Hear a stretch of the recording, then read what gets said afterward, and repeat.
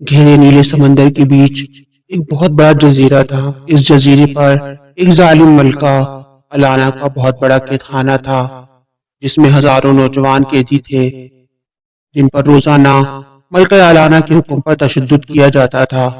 یہ ایسا قید خانہ تھا جس میں سے نکلنا ناممکن تھا۔ یہ وہ تمام نوجوان تھے ظالم ملکہ الانا کی شرطیں پوری نہ کرنے کے جرم میں گرفتار ہوئے تھے۔ بسم اللہ الرحمن الرحیم۔ شروع اللہ کے نام سے جو بڑا مہربان اور نہایت رحم کرنے والا ہے۔ پیارے دوستو، پرانے وقتوں کی بات ہے۔ ریاست عمان پر ایک بادشاہ حکومت کرتا تھا۔ بادشاہ بہت نیک دل اور ہمدرد تھا۔ بادشاہ کی ایک بہت ہی خوبصورت اور پیاری اکلوتی بیٹی تھی، جس کا نام شہزادی مسکان تھا۔ شہزادی مسکان بے انتہا خوبصورت اور ذہین تھی، لیکن شہزادی کے پیدا ہونے کے چند سال بعد ہی ملکہ دنیا سے چل بسی اور بادشاہ کو نہ چاہتے ہوئے بھی دوسری شادی کرنا پڑی۔ دوسری ملکہ کا نام الانا تھا۔ الانا بہت ہی خرات اور غصے کی تیز تھی۔ شہزادی مسکان تو الانا کو ایک آنکھ بھی نہ بھاتی تھی، لیکن بادشاہ کے سامنے وہ شہزادی سے ایسے پیش آتی جیسے شہزادی سے بہت ہی پیار کرتی ہو۔ اور پھر ایک دن ایسا بھی آیا کہ بادشاہ بھی دنیا سے چل بسا۔ ظالم ملکہ الانا کی کوئی سگی اولاد نہ تھی۔ اب تو شہزادی مسکان ہی تمام سلطنت کی اکیلی وارث تھی، لیکن سلطنت کے نظام کو چلانے کے لیے شہزادی مسکان کی شادی ہونا لازمی تھا۔ لیکن ملکہ الانا بادشاہت کی لالچ میں اندھی ہو چکی تھی، اسی لیے وہ شہزادی مسکان کی شادی نہیں کرانا چاہتی تھی۔ ملکہ نے شہزادی مسکان کی شادی کے لیے ایک اعلان کرا رکھا تھا کہ جو شخص ہماری شرائط پوری کرنے میں کامیاب ہو جائے گا اسے شہزادی کا ہاتھ دے دیا جائے گا، اور جو شخص یہ شرائط پوری نہ کر سکے گا اسے جزیرے کے قید خانے میں قید کر دیا جائے گا اور اسے پوری عمر وہیں گزارنی ہوگی۔ شہزادی مسکان اتنی خوبصورت اور حسین تھی کہ ہر شخص کی خواہش تھی کہ وہ اس سے شادی کرے، اور اسی خواہش کے پیش نظر کئی ملکوں سے نوجوان آئے، لیکن کوئی بھی ملکہ الانا کی شرائط کو پورا نہ کر سکا اور جزیرے کے قید خانے میں قید ہو گیا، کیونکہ ملکہ الانا کی شرائط ایسی تھی کہ جو پوری کرنا ناممکن تھا۔ اسی لیے شہزادی کی شادی میں دیر ہوتی جا رہی تھی۔ ملکہ الانا کی شرائط دور دراز ملکوں تک پہنچتی جا رہی تھی۔ ایک دن یہ خبر شہزادہ خرم تک پہنچ گئی۔ شہزادہ خرم اپنے والد بادشاہ سلامت کے سامنے پیش ہوا اور اس نے عرض کیا، بابا جان، اگر آپ اجازت دیں تو میں بھی قسمت آزمائی کرنا چاہتا ہوں۔ بادشاہ نے کہا، کیا تم بھی اور باقی نوجوانوں کی طرح اس قید خانے میں ساری زندگی سڑنا چاہتے ہو؟ میں تمہیں اس بات کی اجازت ہرگز نہیں دے سکتا۔ باپ کی اجازت نہ پا کر شہزادہ خرم اداس ہو گیا۔ کئی دن گزر گئے۔ بادشاہ نے جب خرم کی یہ حالت دیکھی تو بیٹے کو بلا کر کہا، لگتا ہے تم دل میں ٹھان چکے ہو کہ تمہیں شہزادی مسکان سے ہی شادی کرنی ہے۔ ٹھیک ہے، میں تمہیں اجازت دیتا ہوں، تم جا سکتے ہو۔ میں نے تمہیں اللہ کی امان میں دیا، لیکن تم تدبیر سے کام لینا اور یہ میرا سفید گھوڑا بھی لے جاؤ۔ دعاؤں کے ساتھ رخصت کیا اور شہزادہ خرم سفر پر روانہ ہو گیا۔ خرم کا گزر ایک جنگل سے ہوا۔ اچانک اسے ایک عورت کی زوردار چیخ سنائی دی۔ وہ رک گیا اور ادھر ادھر آواز کی تلاش میں نظر دوڑانے لگا۔ جب خرم کو آواز کی سمت کا اندازہ ہو گیا تو اس نے گھوڑا اس طرف دوڑا دیا۔ میں خرم تھوڑی دیر میں اس عورت کے قریب پہنچ گیا جس کی چیخ اسے سنائی دی تھی۔ اس نے اس عورت سے دریافت کیا، کیا ہو گیا خاتون، تم کیوں چیخ رہی تھی؟ عورت نے خرم کے سوال کو نظر انداز کرتے ہوئے گھوڑے کی طرف غور سے دیکھا اور کہا، ارے یہ تو مکمل طور پر سفید گھوڑا ہے، یہی تو مجھے چاہیے۔ اس عورت نے شہزادہ خرم سے کہا کہ میرے بیٹے کو دیو اٹھا کر لے گئے ہیں اور ان کی شرط ہے کہ میں انہیں ایک سفید گھوڑا لا کر دوں۔ اگر تم یہ گھوڑا مجھے دے دو تو وہ دیو میرے بیٹے کو چھوڑ دیں گے۔ شہزادہ خرم بہادر تو تھا ہی، اس نے کہا، تم مجھے بتاؤ، میں ان دیو زادوں سے لڑ سکتا ہوں اور میں تمہارے بیٹے کو وہاں کی کیسے چھڑا لوں گا؟ لیکن عورت نے کہا، نہیں، مجھے وہاں اس سفید گھوڑے کے ساتھ اکیلے ہی جانا ہوگا، بس تم مجھے یہ گھوڑا دے دو۔ عورت شہزادہ خرم سے التجا کرنے لگی کہ تم مجھے یہ صرف گھوڑا دے دو۔ شہزادہ خرم نے کچھ دیر سوچا اور کہا، اگر یہ گھوڑا میں تمہیں دے دوں گا تو میں آگے سفر کیسے کروں گا؟ عورت نے کہا، بس تم مجھے یہ گھوڑا دے دو، تمہاری بڑی مہربانی ہوگی۔ اور پھر آخر کار شہزادہ خرم نے وہ گھوڑا اس عورت کو دے دیا۔ وہ عورت گھوڑے پر بیٹھی اور گھوڑے کو دوڑاتی ہوئی نکل گئی۔ وہ عورت تو غائب ہو گئی، لیکن شہزادہ خرم کو چاروں طرف سے ایک نور نے گھیر لیا۔ شہزادہ خرم بلکہ جب کانا تک بھول گیا، اتنے میں ایک عورت کی غیبی آواز آئی، شہزادہ خرم واپس نہ جانا، اب تمہیں آگے بڑھنا ہے، اب تمہیں پیدل سفر کرنا ہے، راستے میں کئی عجائب تمہارے انتظار میں ہیں۔ خرم حیران رہ گیا۔ شہزادہ خرم اب مجبور ہو گیا تھا، اب اس کے پاس کوئی راستہ نہ تھا اور اس نے پیدل سفر کرنا ہی شروع کر دیا۔ اچانک کافی دور چلنے کے بعد اس کی نظر ایک عجیب و غریب چیز پر پڑی۔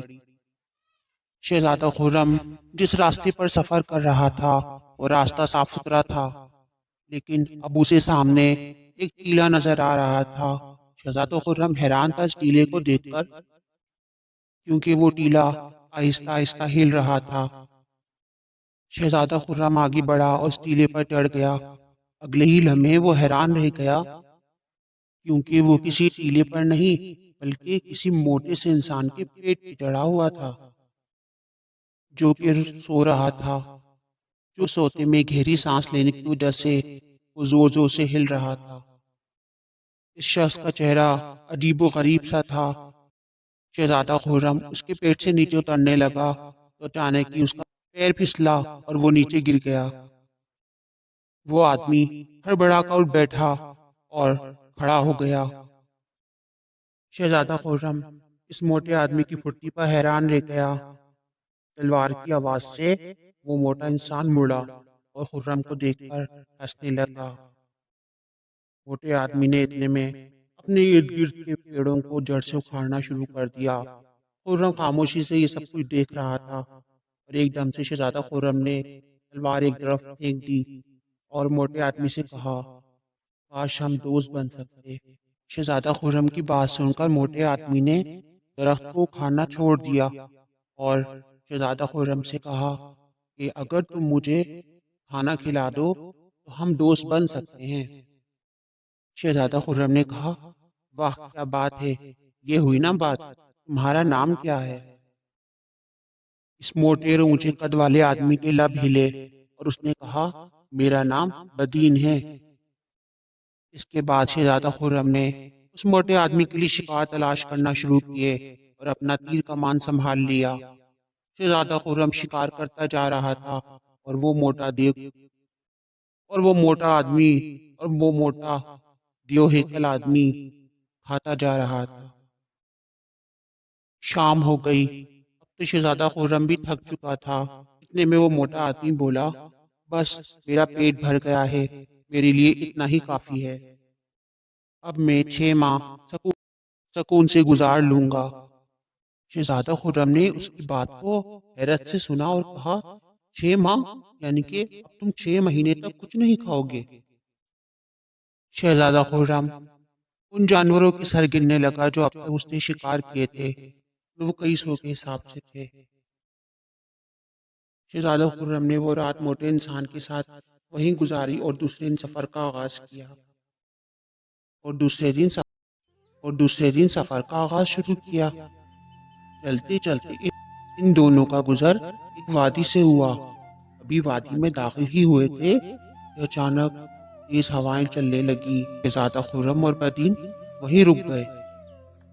دونوں ہی حیران پریشان ہو کر چاروں طرف دیکھنے لگے، کیونکہ آسمان تو بالکل صاف تھا، نہ تو موسم خراب تھا، نہ بادل تھے، نہ بجلی تھی، تو پھر اتنی تیز آندھی کیسے چل رہی تھی؟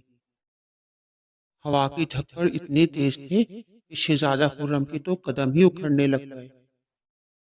لیکن شہزادہ خرم کے ساتھ جو لمبا چوڑا دیو ہیکل نما آدمی تھا، اس نے شہزادہ خرم کو اپنے ہاتھوں پر اٹھا لیا اور آگے چل دیا۔ کچھ دور چلنے کے بعد انہیں پہاڑ کے دامن میں ایک آٹا پیسنے والی چکی نظر آئی۔ کوئی تیز ہوا کی جھکڑ سے وہ پنچکی چل رہی تھی۔ عجیب بات تو یہ تھی اور اس لمبے چوڑے ناک والے بندے کی ناک سے نکلنے والی ہوا اس پنچکی کو چلا رہی تھی۔ شہزادہ خرم تو اس عجیب و غریب منظر سے حیران و پریشان رہ گیا۔ اچانک ہی بدین نے شہزادہ خرم کو آواز دی۔ شہزادہ خرم چوک کر بدین کی طرف دیکھنے لگا۔ بدین نے اس لمبے چوڑے ناک والے بندے سے پوچھا کہ دوست تم کیا کر رہے ہو؟ وہ لمبی ناک والا بندہ بدین کو دیکھ کر مسکرا دیا اور بولا شکر ہے تم نے مجھے دوست کہا، ورنہ ابھی ہماری لڑائی شروع ہو چکی ہوتی۔ وہ لمبی ناک والا بندہ بدین کی طرف بڑھا اور شہزادہ خرم سے سوال کرنے لگا کہ تم کون ہو؟ خرم نے کہا میں شہزادہ خرم ہوں اور میں ایک مہم پر جا رہا ہوں۔ شہزادہ خرم نے اس کا نام پوچھا۔ اس نے کہا میرا نام متین ہے اور میں اس چکی کا خادم ہوں۔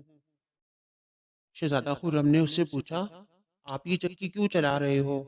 کیا یہ آپ کا اپنا کارخانہ ہے؟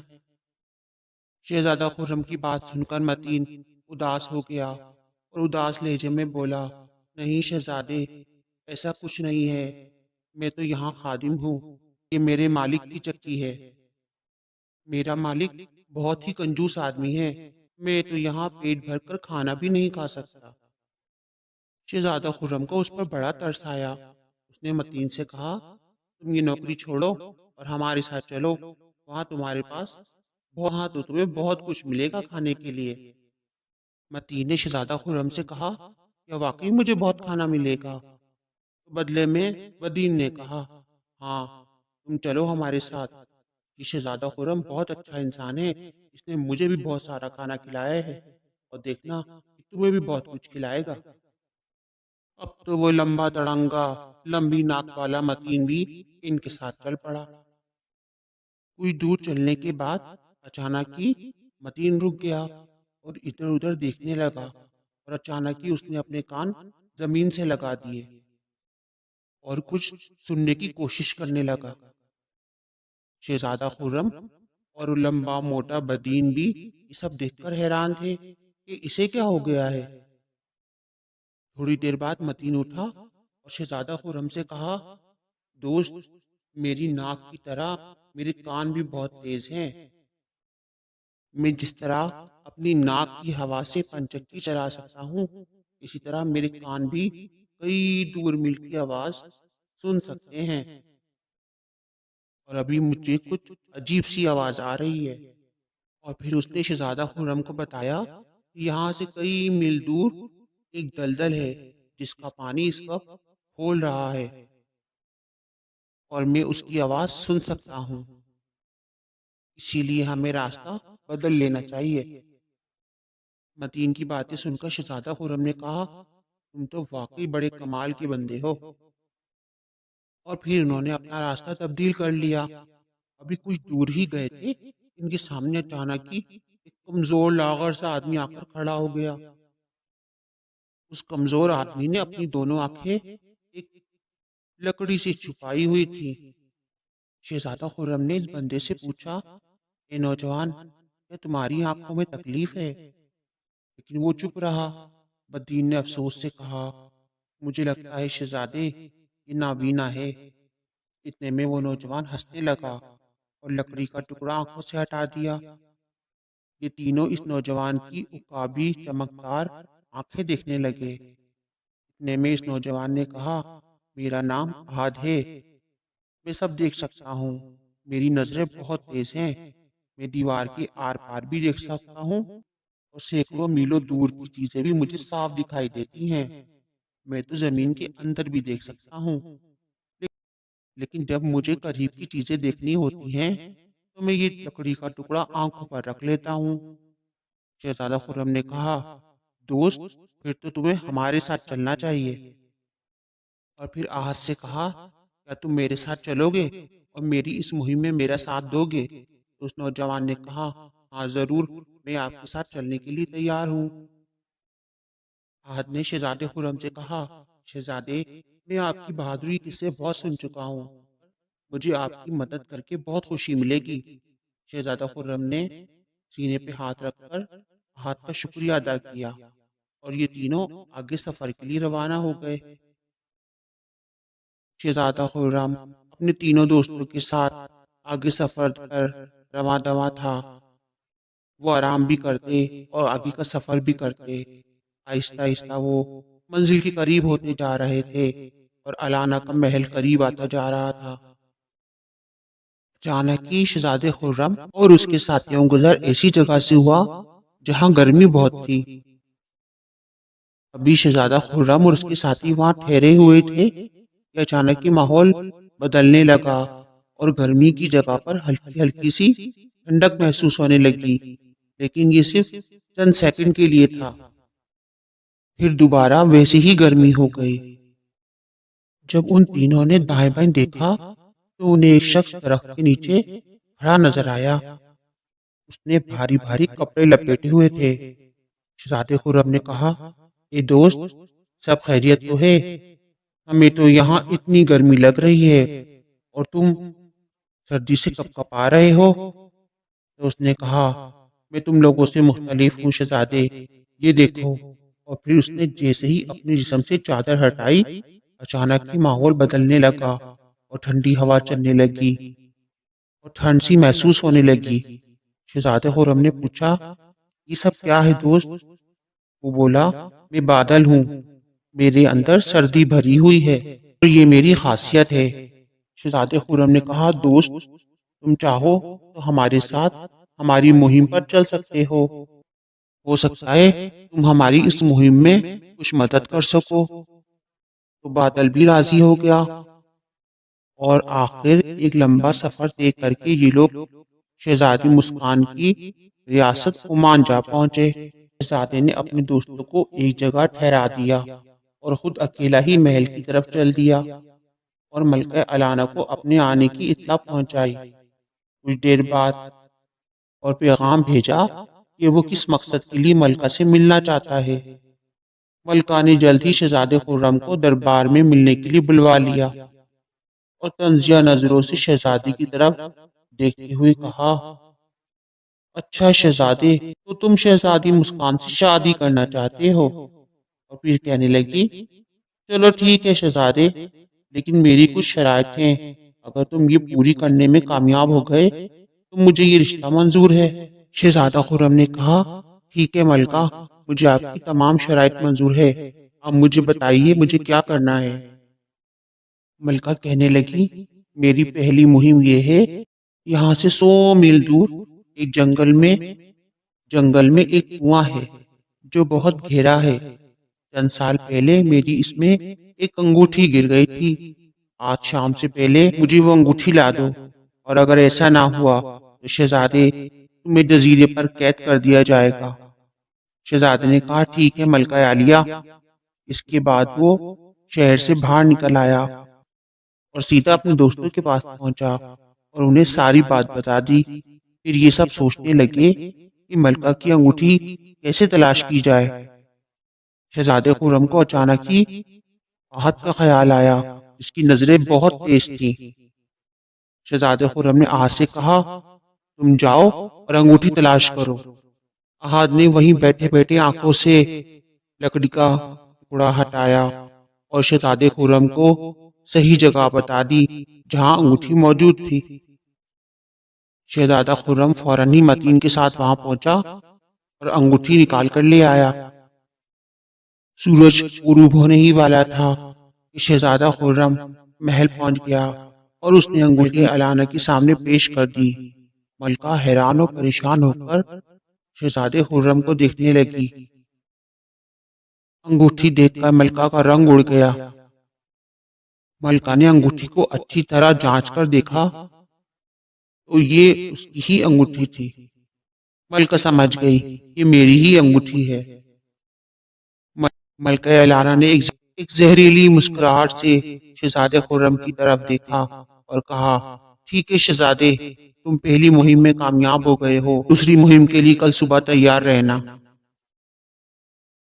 اگلے دن خرم پھر ملکہ علانہ کی خدمت میں حاضر ہوا۔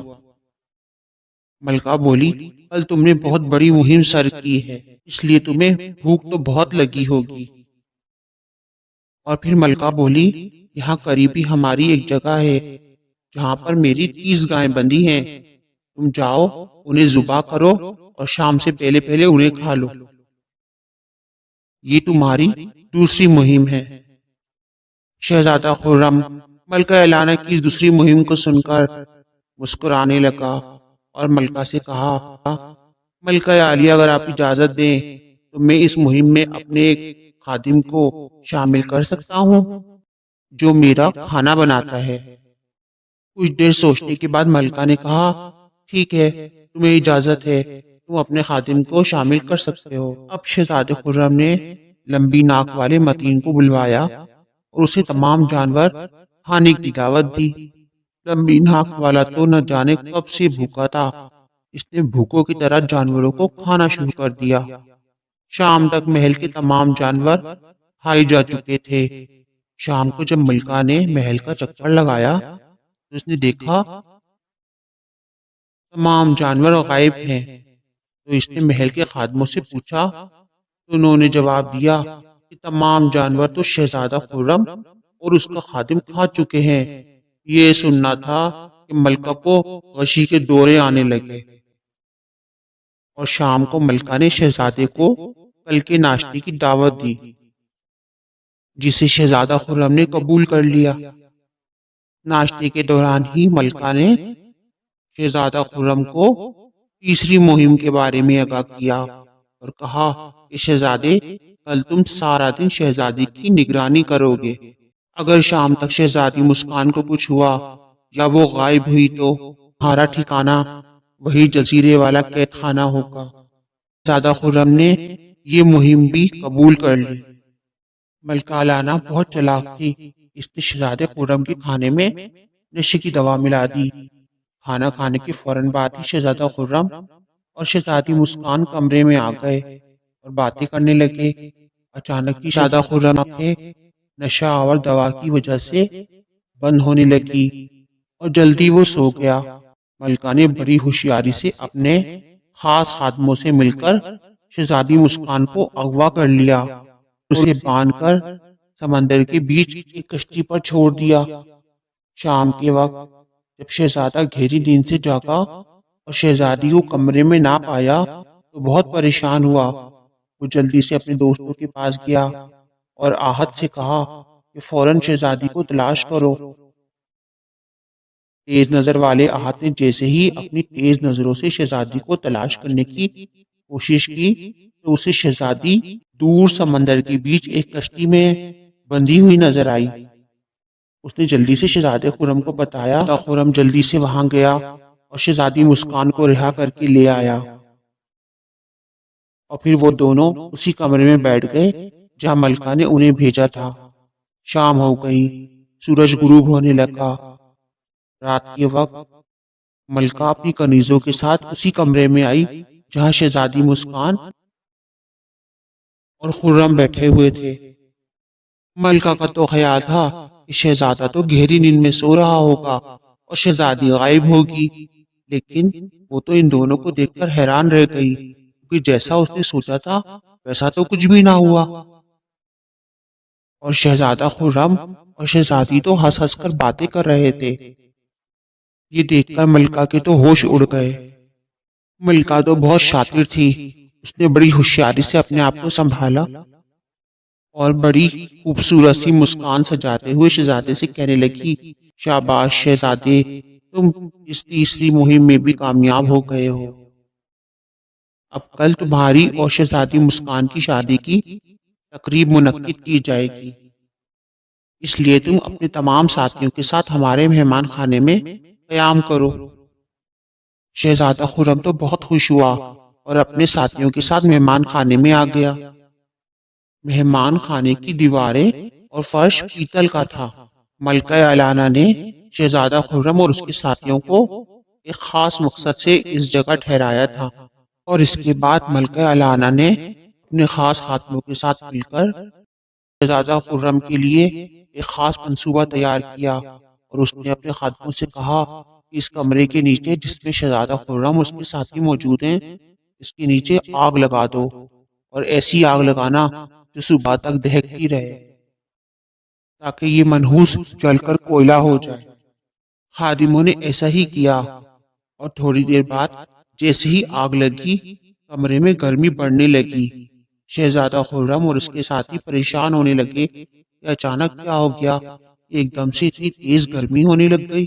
شہزادہ اس چلاک ملکہ کی اس چلاکی کو سمجھ گیا اور اس نے بادل سے کہا، بادل اب تمہاری باری ہے ہماری مدد کرنے کی، تم اپنی چادر اتار دو تاکہ یہ پیتل کا کمرہ ٹھنڈا ہو جائے۔